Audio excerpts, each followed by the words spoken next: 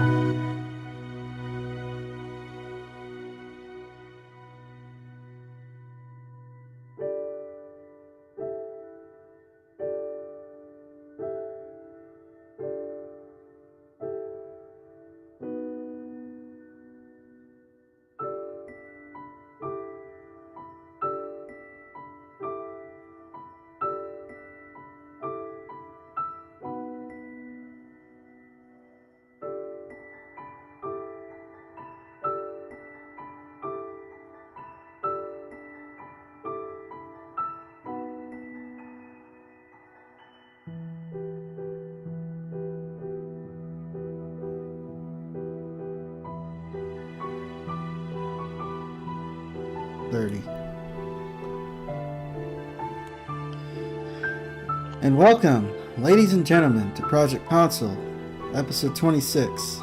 Is she still alive? And in this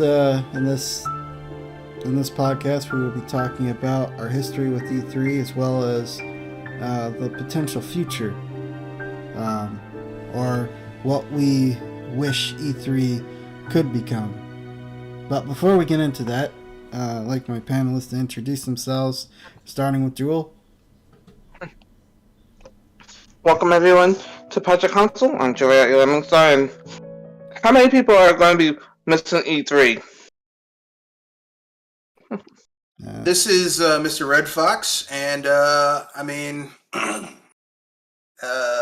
proprietor BS Busters, and I guess I'll piggyback on that last comment. I actually do think there is room for E3 in this world. Yeah, I do too. Just not in its current form, and and its current mutations, such as Summer's Game Fest and the Game Awards. Nonsense. But before we get into all of that, what are your guys' history with E3? Where did you first learn about E3? And out of interest, were you ever invited to go to E3, or did you ever have the opportunity to actually go to E3? I'll start this one off. To answer one of those questions real quick, I never got invited to E3, but if anything, I got introduced to E3 thanks to G4 TV.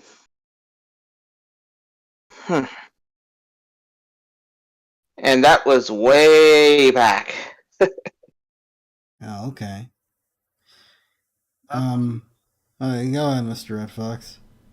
Okay, so basically, ironically enough, I got a chance to go to one of the earliest E3s when I was way younger, when it was still kind of an offshoot of the Consumer Electronics Show back in the day when I was a very young kid. I didn't really know what the hell I was looking at. I just knew that they had video game systems there. And that was kind of cool. And then, I kind of forgot about it. Like, I didn't really care about E3 after that until G4 came on, and G4 really popularized E3 for me because it was exciting. I mean,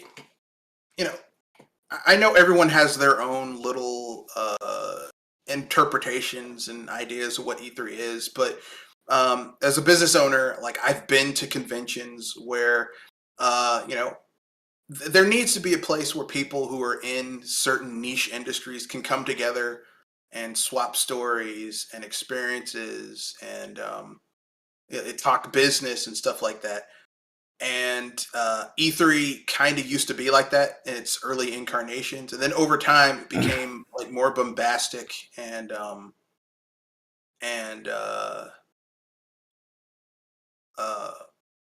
more commercial versus being more about the business. But on the other end of the spectrum, I do think that I do think you can have a games convention that caters to the business aspect and to the consumer aspect. Because if you go to Europe, they have Eurocom, which is like their version of E3, where like you have the business side of it, where there's backdoor dealings and stuff, and like indie developers can go there and like show their games off to each other and bigger publishers in order to get the funding they need to finish their games and help their games reach a wider audience.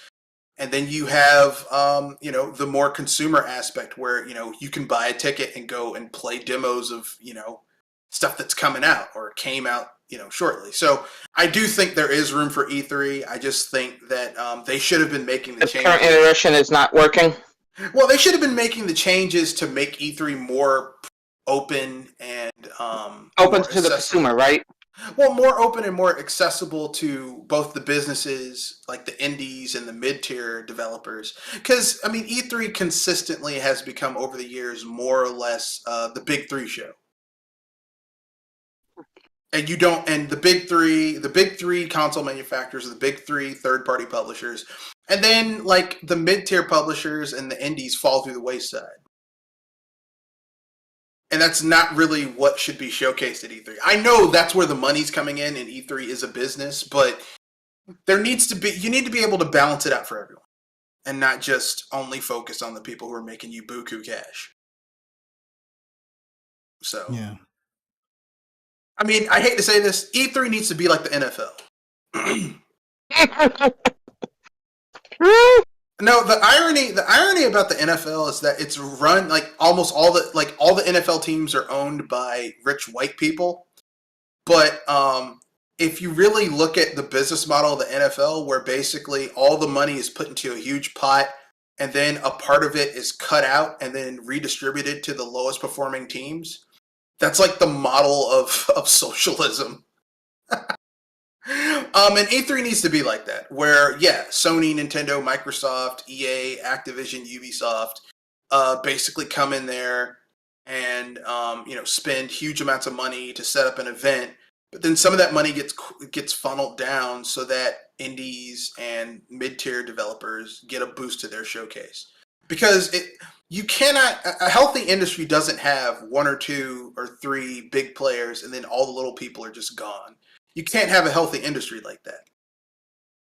My history with E3 is, I saw glimmers of it in magazines like Nintendo Power and whatnot, and I I think that's where I first found out about Wind Waker through Nintendo Power, and then G4 TV. When I started watching G4 TV, um, that's when that's when I started actually watching the live press conferences and stuff. And I thought at first, the first time you see it, it's pretty cool seeing these games get announced. But as time wore on, it became kind of boring. Like a lot of it became a big circle jerk where it was the following year I first saw E3. It was as public at it was not what was it again? Yeah, it wasn't open to the public. It was only open to the media. They got rid of all the carny stuff like the booth babes and stuff like that. Uh, and it just kind of became this sort of like, you know, this, we gotta start taking ourselves more seriously sort of show. Which Yeah. I mean, I guess it's fine, but it's not fine at the same time. It's fine in the sense that maybe because at the end of the day, it is a trade show. It's not fine just because that stuff was actually kind of entertaining in it. Uh, I just wish the gaming industry wasn't so afraid of embracing uh, the whole gaming culture. Not necessarily the bad stuff of it, but the better parts of it. Yeah, I agree. It E3 increasingly became about the, and not the business part of it that matters, like the deals that basically get games into gamers' hands, and new IPs being resurrected, new IPs being made, old IPs being resurrected, but about the showcase and just basically the big players. Yeah, I like Um, well, I know you don't particularly like this guy, but thought it was kind of it was entertaining when I get his name's Peter Moore when he was the head of Xbox. It was entertaining when he got out there and raised his sleeve and you saw GTA 4 tattooed. Just sort of like crazy stuff like that. It's kind of gone now. no, You know, I that don't kind of dislike Peter Moore. oh, Um, no, I'm not an anti Peter Moore Peter Moore guy. I'm just saying, like, you know, E3 used to be an enjoyable spectacle if you're a gamer because it was like, oh, this is kind of cool. These companies are, it was an extension of like the console wars back in the day, where the consoles would like you couldn't just fall on graphics. You had to actually have something to put forward, and that normally were your games, right? Because at the end of E3, like at G4, you'd have who won E3, and everyone would put their little things down. And sometimes it would be Sony, sometimes it would be Microsoft, sometimes it would be Nintendo, depending on what they showed. Yeah. And E3 now is just like kind of a mess, really. But then again, I mean, this isn't that isn't just solely an E3 problem, because if you look at what Jeff Keighley has put together, his Game Jam, Summer Game Jam, it's just as bad, if not in some cases worse than E3. Yeah, it's definitely worse. It's definitely not as good.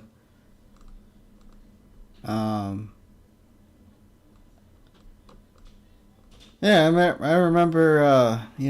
It was when people would watch E3, and getting very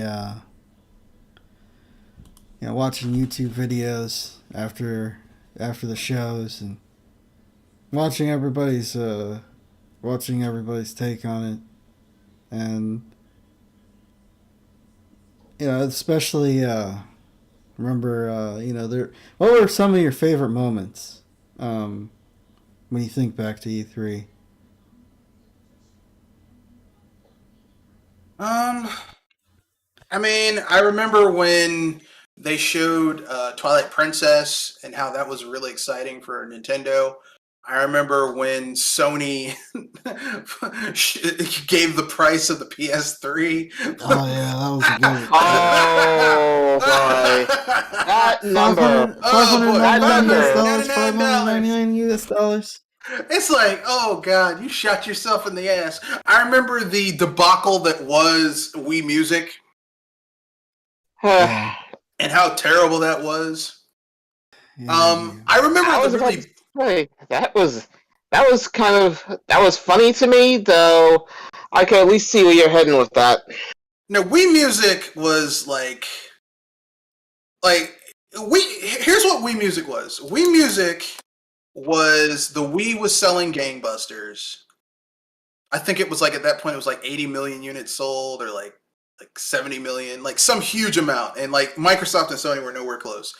And Shigeru Miyamoto had like a passion project. He's like, I like music. I want to make a music game. And they're like, well, we've got so many units. Why the hell not? The DS is selling gangbusters. Who cares? And they gave it like here's the great thing about Wii Music. It proves that even some of your greatest developers, designers, have bad ideas. Because Wii Music was a bad idea. And even in the present, no matter how bad the idea for Wii Music was, the presentation was even worse. Where they had that dude with the mohawk and the Wiimotes in his hand, like playing the drums. I was like, come on, man. I remember people being absolutely infuriated with 2008. Oh man, that was the worst. That was the year. That was the worst year for Nintendo. Not the worst year for Nintendo. I would say that because every year there's always going to be someone shitting on them. Like, how dare they do this? It's like, look, they're a company. Not every company is going to have everything be great all the time. Yeah, that's kind of what bugged me about certain crowds.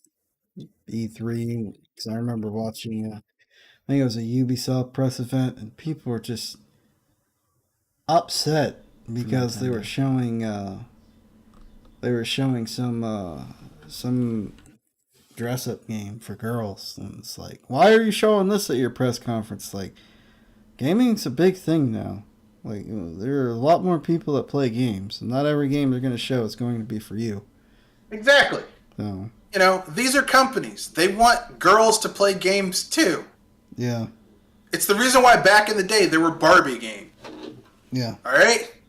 Yeah. I'm a dude. I don't want to play a Barbie game, but guess what? Young girls might. Yep. Stop being... See, that's the problem. That's the problem, is that gamers think everything needs to be about them. Well, I don't want this. Well, guess what?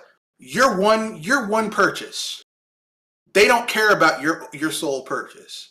They care about like your demographic buying stuff, not just you. Yeah. It's good. I know some people are going to get mad when they hear that. They're like, well, these companies don't care about you. They want your purchase. Okay? They want your money. They don't care about you personally. You know, they're not like, well, you know, what does Dave think? They don't care about Dave. Dave means nothing to them. Yeah. Anyway. Yeah. That's it.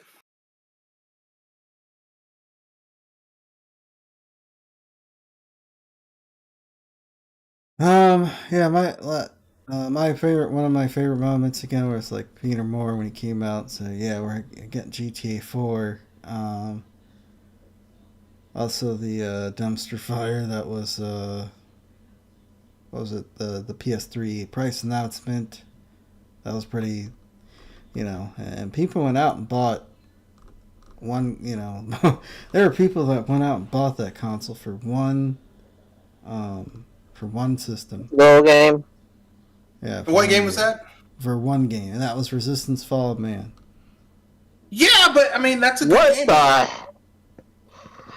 Yeah, but Resistance is actually a really good game. I mean, I personally wouldn't like, you know, like it wouldn't be my one thing. Remember what game that is, because Resistance was the Insomniac game that they needed a launch title. It's the game where you basically play as a soldier where aliens have taken over the planet, so you're basically a resistance cell fighting against aliens. I mean, the concept is pretty cool, and it got me thinking of Aliens, the Aliens game that was so buggy that was funny. No, that's a completely different game. No, Resistance: Fall of Man was actually a really good game. I mean, I wouldn't spend $599 to play it. I mean, because I'm cheap, but you know, it wasn't a bad game. Yeah, I think that's where a lot of people. I was trying to be careful about it, because if that one game was able to help buy a whole entire system, that has to be one heck of a game in order to do it. Yeah, that's what a lot of people kind of mess up, is that a lot of people make the assumption that just because you don't like something doesn't mean there aren't, you know. And I've been guilty of this, where I've like, well, I don't like this, and it's therefore it must be terrible. I would say that one game bringing back one thing to life is kind of a real stretch to me. That's the thing. Well, it wasn't so much that. It's just, you know, like I've been guilty of that, where I'm like, I don't like this and I don't see how people could like it, but numbers don't lie. Like Resistance: Fall of Man was a really big game. It made a lot of money for Sony. The problem with the PlayStation 3 was that it was just too high priced at the beginning. It was too expensive. Like $599 is too much money. They doubled down on the Blu-ray player and not on backwards compatibility, which is what I would have doubled down on, but you know, I'm not running a video game company.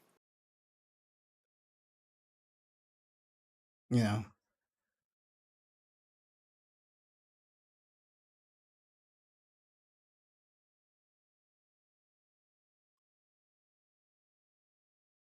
But yeah.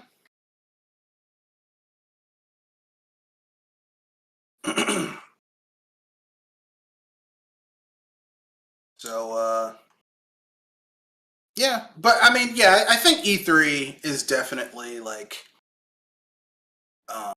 you know, I'm kind of sad to see it not be as big a thing as it used to be. You know, you know, I'm not one of those people's like, well, it needs to go away, it needs to die. I don't think it needs to. I don't think it needs to die. I just for me, I kind of say that it either needs to be put in a box for a while, or it needs a serious update. Yeah, I don't think it needs to die because we don't have a good E3 alternative because Jeff Keighley's bullshit is not um I a was gonna good. say the VGAs are kind of a mess, Oh, and here's so Game are Jam. his His summer thing is the summer of Game Game Jam Jam. too. The summer of Game Jam is not a good alternative for E3 because all it is a whole bunch of commercials for some bullshit. And the same thing with his Game Awards, which, I mean, to be fair, come on, let's be honest here. The Game Awards is basically one big commercial for the people who sponsored it. There's very little actual gaming stuff going on in Game Jam. So I don't really, I'm not one of those people, oh my God. I mean, at Game Awards, this is the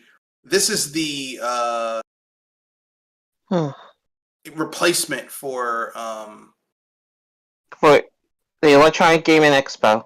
yeah, it's not a replacement for E3. Electronic Entertainment Expo. Okay. So I was trying to get it right. but yeah, that's where I'm like, okay, people are just being kind of, you know, like okay, if there was something that was a good replacement for E3, like Eurocom or the Penny Expo or something like that, I'd be like, okay, cool. But there's nothing, there's no replacement. So why should I get rid of something when there's no replacement? You know? Yeah. It's like, man, I'm gonna throw away my car. I'm gonna throw away my car, even though I don't have something to replace my car. Like, that's basically what people are saying.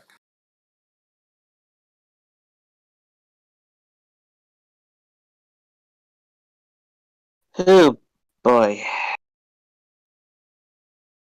So, I mean, that's where I'm going. Like, the people are like, yeah, we need to get rid of this. I'm like, there's nothing to replace it with. Yeah. I mean, Yeah, that's the problem. Yeah, because I don't want to keep calling it the Gummers Game Fest. The Summer's Game Fest, you know, wasn't the big final reveal some last year, some Fast and Furious game? That was like the big And if I reveal remember of right, it. I think that's Sunset. yeah, and that game sucked. Yeah. That game was a steaming pile of dog shit. Yeah. So, I mean, like, people, that game was removed off of multiple game stores because it was so bad. Yeah. So, I mean, people, like, my issue is that people are so quick to say it needs to die, but it's like, you don't have a replacement. It's like, yeah, I'm gonna get rid of my car, but you don't have a replacement for your car. Yeah. So why are you getting rid of your car when you don't have something to replace it with? And that's essentially what's going on. Because, like I said, there's no replacement for E3. I think E3 just needs to be It needs to be revamped. It needs to be reimagined. So how would I you said it either needs to be it needs to be it needs a refresh. I mean, an update, or it needs to be shelved for a while. how would you guys revamp E3? Me, what I would do in order to revamp E3, what I would do if I had my druthers and I could do whatever I wanted. What I would do is I would take E3 and I would essentially pull a. First of all, if I was the ESA, which are the people who run E3, I would hire some people who had experience running a hybrid convention, because you need to have a place E3 where is a digital and a physical matter in this case, right? yeah, because you need a place where where indies and mid-tier developers, even large developers, can come and show off their product. Because there's no substitute for physical interaction when it comes to certain business dealings. And this is just one of those cases where you kind of do need some place where people can meet their peers in their field and talk about stuff. So yeah, people who do that, but also do what Eurocom does with their thing, where you also should have an aspect of E3 that's open to the public that they don't have to pay to go see. Yeah. Like there needs to be an aspect, like maybe a smaller hall where people can come in and just play demos of games.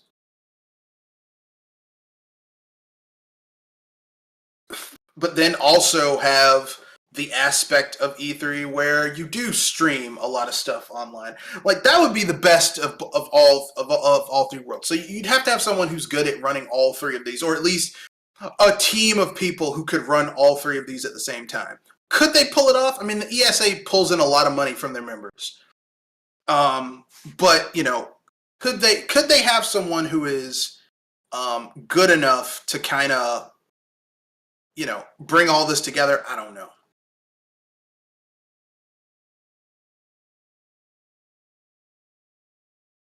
I would, I would agree with that. I think you'd want to open it to the public, like you just said. Um, want it to let's see, yeah, open it to the public. Um, I would say instead of spending that money on uh, stage presence, do like a digital event where everything's scripted. You don't have any gaffes. Uh, weird happenings. Everything's very controlled. And and then have afterwards have like a treehouse event where you'll have the developers come out, and them you'll have the people that work for that company interview the developers, tell them a little bit about the game, and then uh, you know that, and then people in the public get to come and play the games. Maybe have some of the demos accessible through, for people who can't make the show, accessible through uh,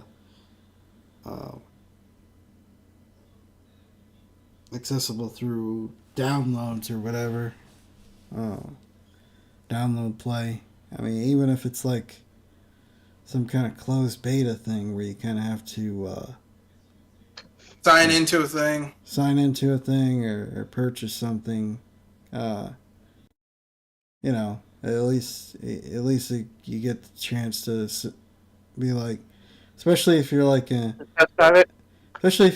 independent reporter that can't really afford to go to the shows, but maybe you can afford some kind of digital pass that gives you access to these demos that you can report, so you can report on them. Uh, that'd be pretty cool. Uh, I know Yeah, I'd be down with it. they're always gonna have their closed those closed demos where only like the top tier reporters can go into. I don't think that's ever gonna change, but you know I think there's a place for E3. Will it always be called E3? Probably not. Will it be something different? With it, will it come back with a different name? Different people handling it? Probably. Just Time will only tell. if Summer's Game Fest and the Game Awards are are the alternatives, then I'm done. I'm done. Yeah, if Game Jam is the alternative for E3, I'm not interested because Game Jam sucks. Yeah, yeah.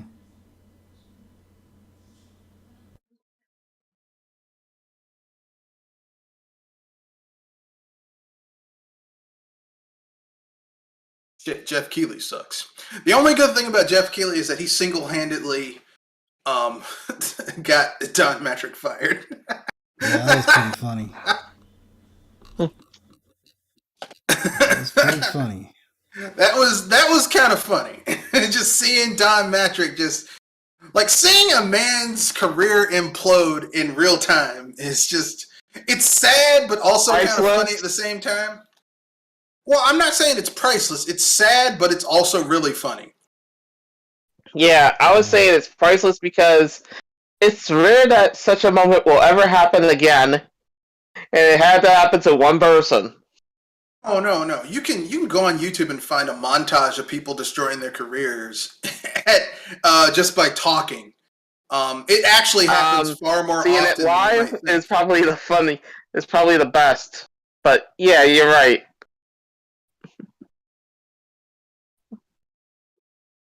Yeah, I mean it happens a lot. The issue is just that like it's just kind of funny. That's all I'm saying. Yeah. Like seeing Jeff Keighley destroy a man's career in real time is kind of funny. I mean, it's not haha funny. It's like it's ironically funny. Yeah. Because you could tell the way Don Matrick answered that question that he just knew that this was the right thing to say. And that this was what he was told to say, this was the right thing to say, and he just knew it was going to work out. And it didn't. And that is kind of funny. and him realize when Jeff Keighley asked him that question how he had effed up. It's just it's hilarious. Yeah. Bruh, you like I remember watching that. I think I was still part of Gamers at Large at the time. I was like, yeah, that man's not gonna have a job next week. I mean, next month he's not gonna have a job. And I'll be danged. Within what, 2 or 3 weeks he was gone. Before the month was over, he got offed. No, the month was over because I think it had happened when they had that event. It was like July 11th, but by like the beginning of the next month, he had left Microsoft and was at Zynga, which he proceeded to run into the ground. Which is really sad when you think about it. Not really. He ruined his own. I mean, he ruined his own career, and then he sunk an entire ship. Well, the irony about Don Matrick is that there was a time when he actually did. Like Don Matrick led a lot of the initiatives that made Xbox into the powerhouse, the Xbox 360 into the powerhouse it was. So ironically enough, believe it or not, like there was a time where Don Matrick's leadership skills really did help the Xbox division. It's like you're not going to be on top of your game forever. It's like I know a lot of people are Yamauchi fans, and there was a time where Yamauchi's leadership style really did help Nintendo, but there was a time when that leadership style was more of a detriment than a boom. I mean, that's just basic business, you know. No CEO or president is almighty. They're going to have strengths, they're going to have weaknesses, and that's just the nature of business. So, you know, Hiroshi Yamauchi, in terms of Nintendo as a video game developer, his business decisions really did help Nintendo for the 3rd gen and the 4th gen. But then the 5th gen happened, and a lot of the decisions he made were just like, this is not helping. So, you know, I mean, you're not there are no perfect CEOs. Like, there's good points and bad points for everyone. There's no such thing as this person is perfect. This one, everything they do is you know, unimpeachable. Like there's pluses and minuses to everything. You know, it's like, you know, I mean, that's everything, right? Like if you take a Corvette, right? You would not use a Corvette for off-road for off-roading. Yeah. Because a Corvette's not built for that. That's not its. That's not its. It's not designed for off roading. You'd use it on a track. Um, so I mean, there's some things aren't perfect. That's just the way life is. It's like there is no all powerful. You know. So, but Don Matrick, I mean, when the Xbox One premiered, he made some seriously bad decisions. That's the only way I can really.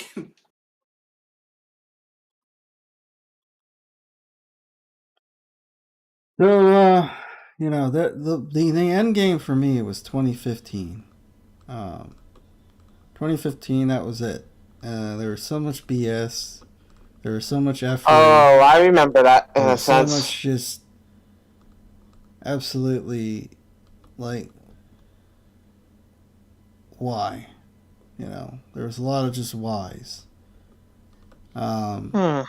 Start with Sony, with you know the Final Fantasy remake remastered announcement, CGI trailer, standing ovation. People were crying, Hmm. and people wanted to have faith in Square Enix and be like, well, it's like this was the company that gave you three terrible Final Fantasy games back to back to back.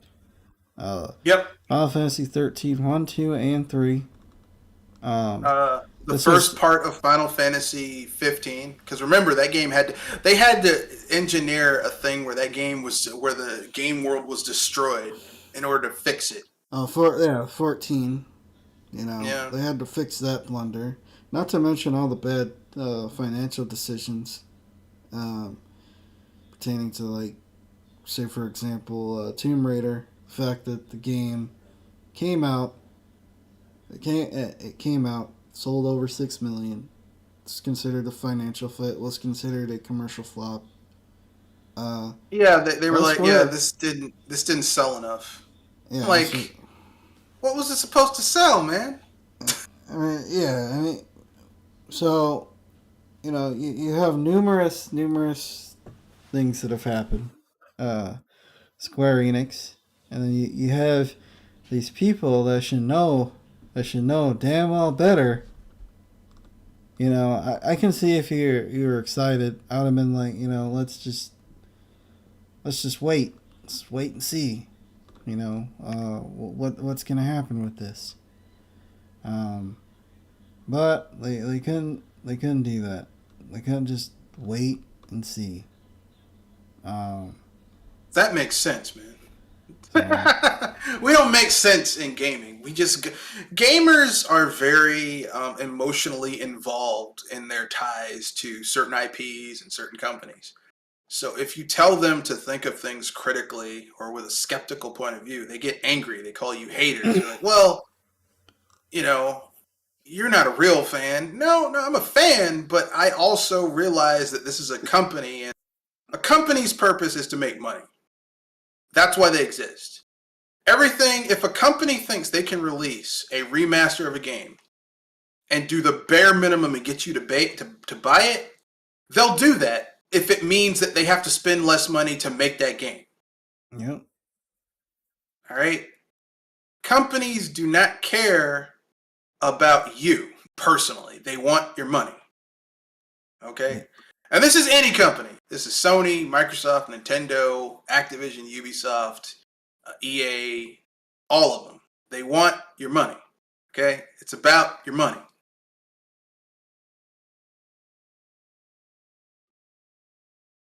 Yeah, exactly. Exactly. And then the overly hyped game. I already forgot the name of it. I already forgot the name of it. It's supposed to be the third game in that. Kingdom Hearts 3? No, the Eco trilogy. The Ico trilogy. You had You mean Ico. The Last Guardian? Last, yeah, Which Last should have been Guardian. called the last PS3 game because that's what it really was. It's I like mean, a PS3 game they ported over to the people PS4. people overhyped that game You know, there were people that were crying when they showed that game finally. And then it came out, and nobody bought the freaking thing. Well, it landed like a wet fart. Really, it was like nobody bought it. You guys were pumping your chest, you know, I was beating about your to say, I chest, thought it was more pumping like your hands, a wet and a wet slap of fish. Nobody bought it. well, I mean, it's like I said. What people need to realize about that game was that it was a that was a PS3 game. It was supposed to come out for the PS3, and the PS3 was winding down. They were getting ready to launch it for the PS4, and no one wanted to go with it, which is kind of sad.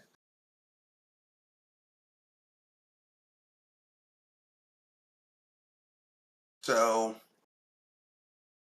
you know, once people understand that, they'll be much happier. Yeah.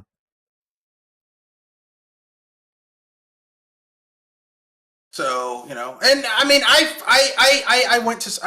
played The Last Guardian. It wasn't a bad game. It really wasn't. Like, people are like, it's terrible. It's just the problem with that game is that it should have came out for the it should have come out for the PS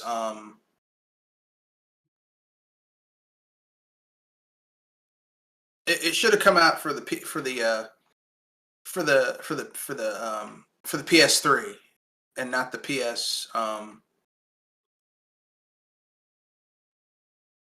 not for the PS4. Like, it was because by that time there was no hype for it, you know? Yeah. Like, and if they were going to put it on the PS4, when they did those remasters of Eco and the Shadow of the Colossus, they should have released it then. It's like, oh, and by the way, The Last Guardian, the third game in this trilogy, will be coming out next year. Like, that's what they should have done, but no. Because Sony just, like, The Last Guardian, Eco, Shadow of the Colossus, those games are very Japanese. And, like, Sony has consistently just basically thrown their Japanese developers under the bus. Because they don't care about their Japanese developers anymore. They don't care. Okay? People need to understand that. Sony don't care about Japanese developers anymore. No. And the sooner you understand that, the happier you'll be.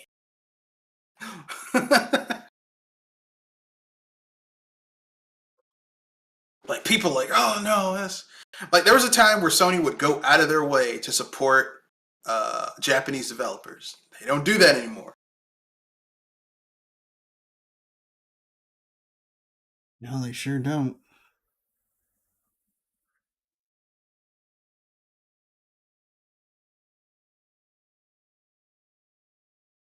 Oh. They sure don't.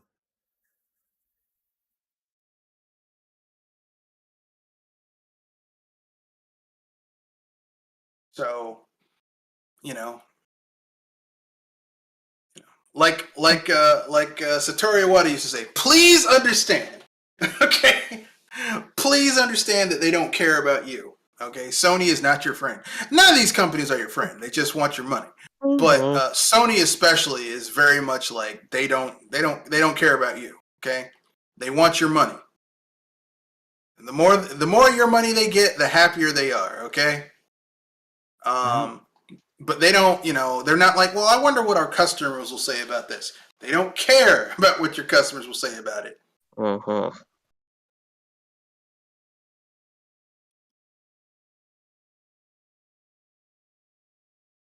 Okay, they want your money. Okay, look, if these companies do something that makes some of their customers mad, but enough of their customers let them get away with it and they make more money, that's all they care about.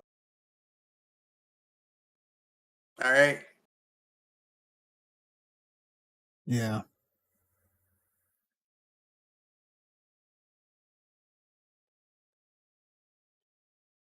Yeah, and then you had the whole situation with Nintendo. Everybody freaking out. I watched the 2015 Nintendo's Direct.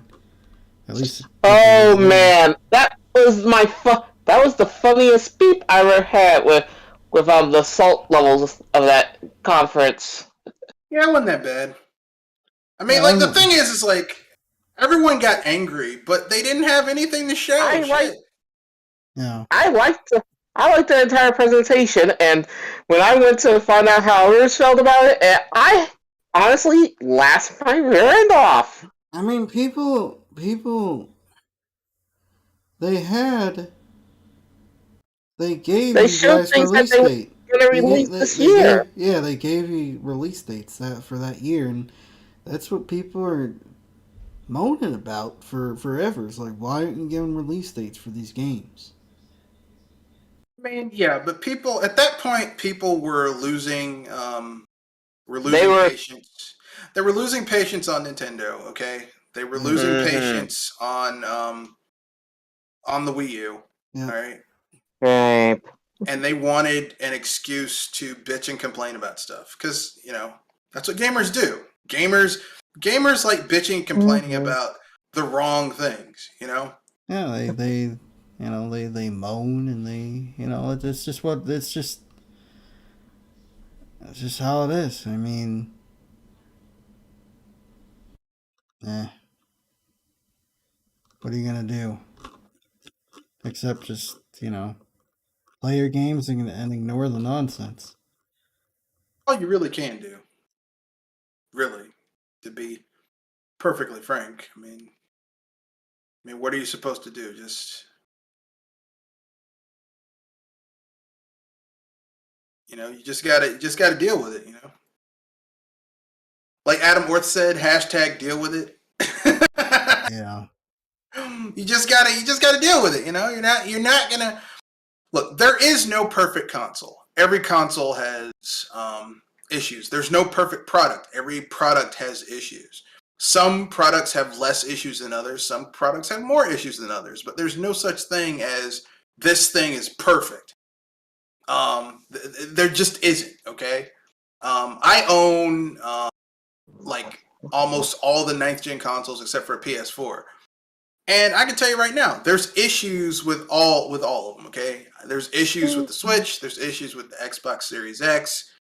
There's issues with PC. Like everything has issues. Okay, and if anyone tells you, "Oh no, there's no issues," BS. yeah,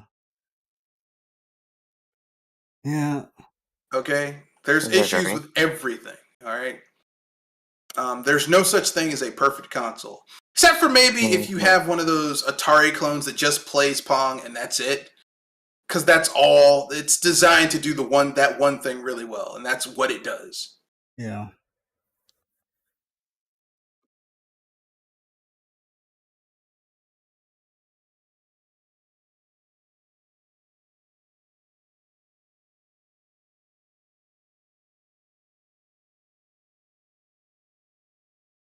But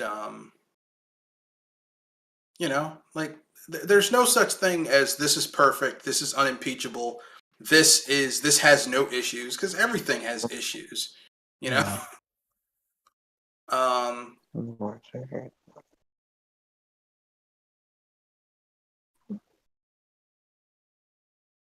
Well, yeah, that was the year where it was just kind of like, pretty much over the whole E3 thing, because like, there were a lot of so-called friendships that were destroyed, and people started running. People got bad, and decided game that's the E3 that broke up gamers at large, essentially.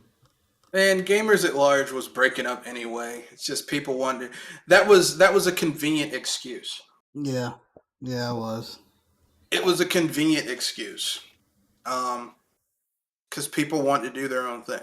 And I mean, I'm not going to begrudge someone wanting to do their own thing, but you know, if I you're don't gonna know if you're gonna why. do your own thing, don't BS people about it. You know what I'm saying? Yeah, I don't know why you had to be. I don't know why you had to play hardball about it. If you wanted to go and do your own thing, you should have just been like, you know what, we're gonna do our own thing. We have different ideas, different opinions, and how we want to conduct ourselves. So no hard feelings, but yeah, and I also hope to maybe collaborate with you guys in the future just to keep the door open. But no, everybody had to the people had to get their panties in a wad and start burning Hmm. bridges for whatever reason.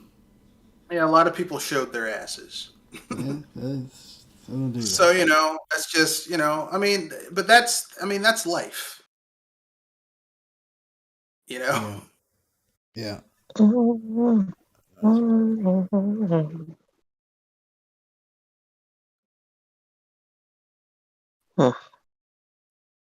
So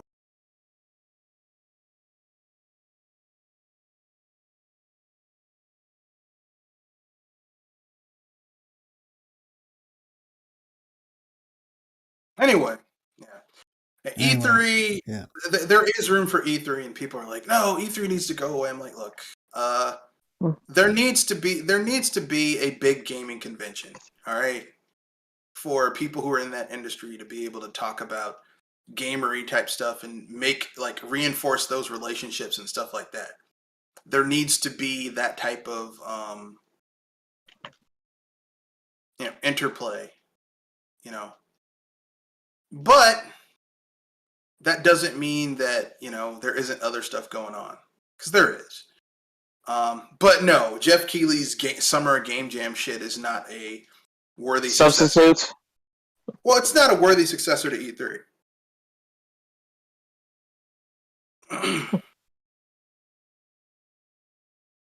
And I stand by that statement. yeah.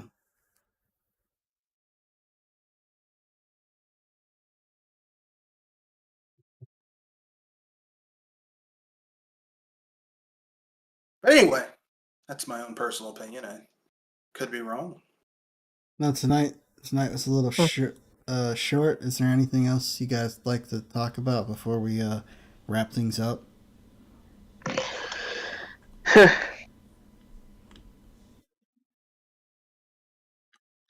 Basically, I got only one question. What do you think is going to be giving us if we don't have E3 this year? What do you think? What do you think that's going to turn out to be? I mean, they already said that Jeff Keighley already said he's going to be doing his game jam bullshit. So that's supposed to be this year's replacement for E3. But I mean, not I was really, about because to say game jam is this that's not big. much of a help there. Yeah, game jam is this big thing where basically it's a big commercial for whoever sponsored it, and that's it. Like, there's not a lot of indie games being shown off. There's not a lot of other stuff being shown off. So it de-incentivizes me to give a shit about game jam. Yeah.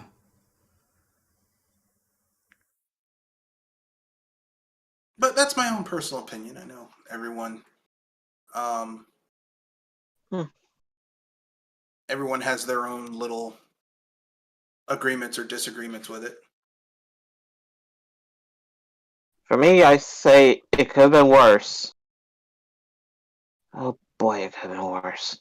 Yeah, it always could be worse. But yeah, that's my thing. Like, you know, I try not to be the person who's like, oh, E3 needs to go away. I'm like, be careful what you wish for, because you know, like, every time someone like says they want a certain thing from a company or like from a business thing, what you Monkey's get, paw.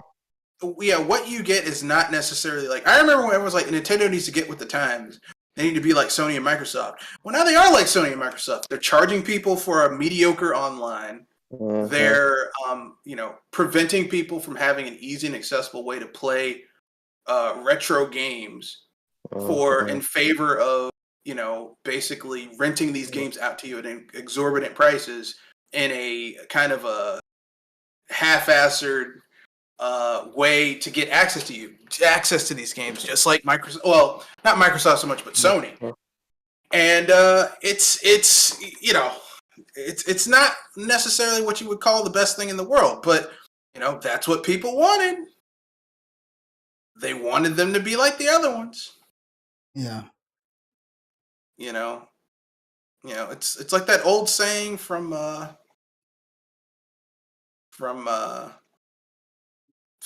Star Trek episode where Spock has to mate or he'll die.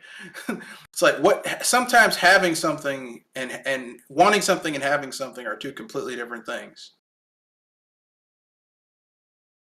Wanting a company that you like to quote unquote modernize and be like other uh, companies is not the same thing as having it, because you might discover that what the end result is something that you might not like.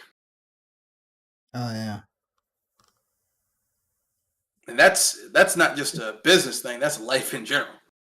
Yeah. But yeah, that's my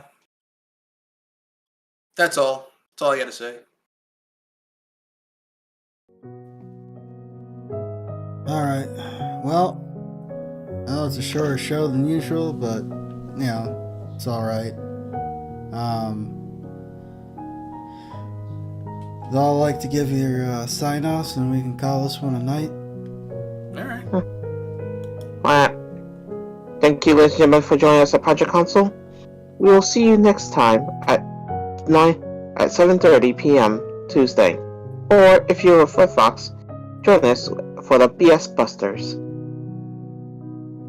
All right. This was Red Fox.